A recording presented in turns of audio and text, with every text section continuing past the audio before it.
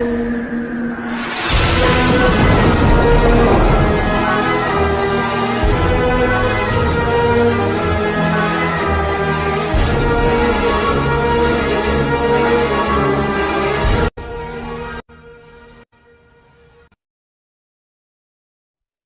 ప్రారంభం.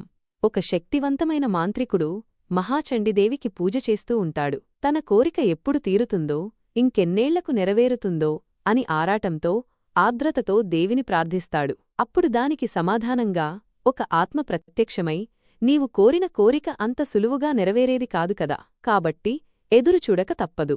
నీ దీక్షలో సారాన్ని పెంచు, అప్పుడు దేవి అనుగ్రహం నీకు తప్పకుండా దక్కుతుంది అని చెప్పి మాయమైపోతుంది. ఆ తరువాత మాంత్రికుడు తన పూజను మరింత నిష్ఠతో తిరిగి ప్రారంభిస్తాడు. ప్రబల శౌర్యదేశం. ప్రబల శౌర్యదేశాన్ని రాజు వెంకటపతి పరిపాలిస్తున్నాడు. ఆ రాజుకి 2 పిల్లలు, ఒక కుమారుడు, ఒక కుమార్తె. కుమారుడి పేరు శ్రీమంత్ వాసుదేవ్. ప్రబల శౌర్యం రాజకోటలోకి ఆస్థాన పండితుడు వచ్చి, మహారాజా, నిన్ననే యాగం పూర్తయింది. కాని కలత చెందాల్సిన విషయమేమిటంటే, త్వరలోనే మన రాజ్యానికి కీడు సంభవిస్తుందని భవిష్యవాణిలో చూశాను అని చెప్పాడు. దీనికి పరిష్కారమేమిటి అని వెంకటపతి అడుగగా, మన కుమారుడికి త్వరలో మంచి ముహూర్తాన పెళ్లి చేస్తే ఆ కీడునుంచి వచ్చే ముప్పునుంచి దాదాపుగా తప్పించుకుని రాజ్యాన్ని సమర్థవంతంగా పరిపాలించవచ్చు అని ఆస్థాన పండితుడు చెప్పాడు. దానికి వెంకటపతి రాజు సమాధానమిస్తూ, పండితవర్యా, మీకు తెలియనిది ఏముంది?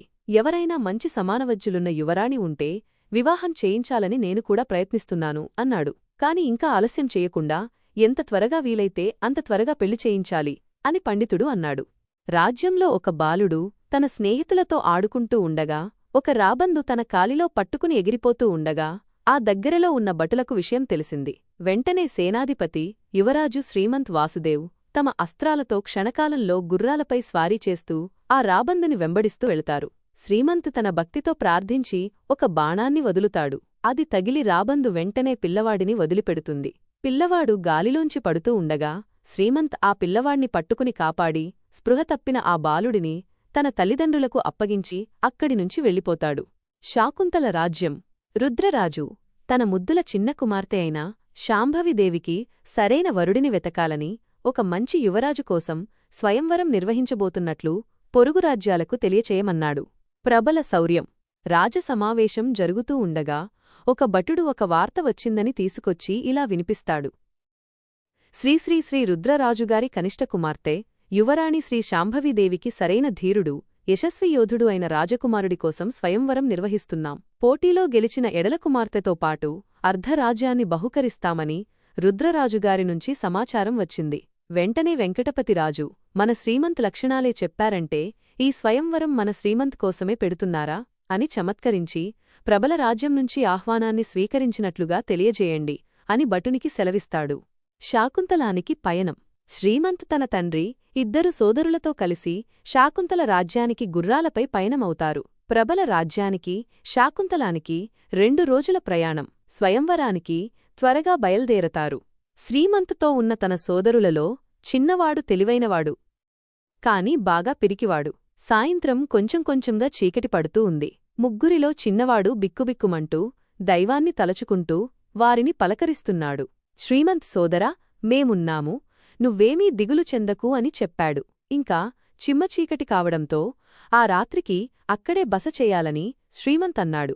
ఒక దీపపు కాగడా వెలిగించి ఆ వెలుగులో తమతో తెచ్చుకున్న ఆహారాన్ని తిన్నారు. చిన్నవాడు, ఈ దగ్గరలోనే రాకాసికోన అనే చీకటి రాజ్యం ఉందని, ఆ రాకాసికోన గురించి తన స్నేహితులు చాలా కథలు చెప్పేవారని, ఆ రాకాసికోనలో మాంత్రికులు, దెయ్యాలు ఉంటాయని, నరులెవరూ ఆ ప్రదేశానికి వెళ్లకూడదని చెప్పాడు.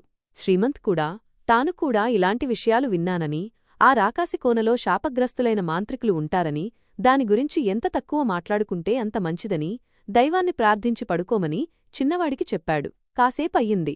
అందరూ పడుకున్నారు. నిర్మానుష్యంగా ఉన్న చీకటిలో పురుగుల శబ్దాలు మాత్రమే వినబడుతున్నాయి. శ్రీమంత్కు ఏదో చప్పుడు అయినట్లు మెలకువ వచ్చి కళ్ళు తెరిచి చూశాడు. దట్టమైన చెట్ల మధ్యలోనుంచి ఆకాశంలోకి చూస్తున్నాడు. ఒక ప్రకాశవంతమైన రెక్కల గుర్రంలాంటి ఆకారం, దానిమీద అగ్నిలాంటి ఆకారంతో ఏదో వెళుతున్నట్లు గమనించాడు.